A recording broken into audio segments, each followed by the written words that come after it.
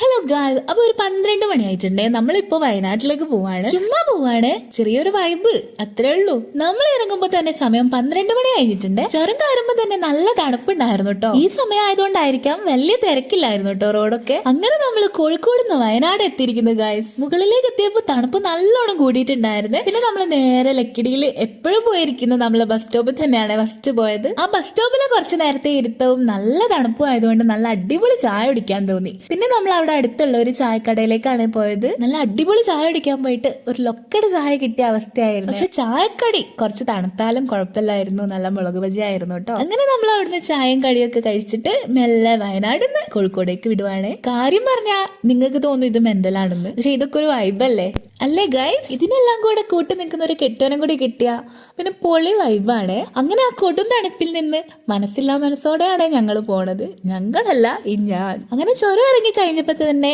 നമ്മളെ തണുപ്പൊക്കെ കുറഞ്ഞു വരുന്നുണ്ടായിരുന്നു. പിന്നെ നമ്മളെ കോഴിക്കോടാണല്ലോ, വലിയ തണുപ്പൊന്നും പ്രതീക്ഷിക്കണ്ട അല്ലേ. പിന്നെ വണ്ടിയിൽ പെട്രോളൊക്കെ ഒഴിച്ചിട്ട് നമ്മളെ വീട്ടിലേക്ക്. അപ്പൊ ഞാനിടുന്ന വീഡിയോ ഒക്കെ എല്ലാവർക്കും ഇഷ്ടമാണെന്ന് വിചാരിക്കുന്നു. എന്റെ വീഡിയോ ഇഷ്ടപ്പെട്ടിട്ടുണ്ടെങ്കിൽ എല്ലാവരും ഒന്ന് സബ്സ്ക്രൈബ് ചെയ്യണേ. അപ്പൊ നമ്മളൊരു 3:45 ആകുമ്പോഴേക്ക് നമ്മളെ വീട്ടിലെത്തിയിട്ടുണ്ട്. അപ്പൊ നമ്മൾ വണ്ടി എടുത്തിട്ട് ഫസ്റ്റ് ട്രിപ്പ് വയനാട്ടിലേക്ക് തന്നെയായിരുന്നു കേട്ടോ. അപ്പൊ നമ്മൾ വയനാട് ഇഷ്ടമുള്ളവരൊന്ന് കമന്റ് ചെയ്യണേ. അപ്പൊ എന്നാ നമുക്ക് അടുത്ത വിശേഷമായിട്ട് കാണാം. ബൈ.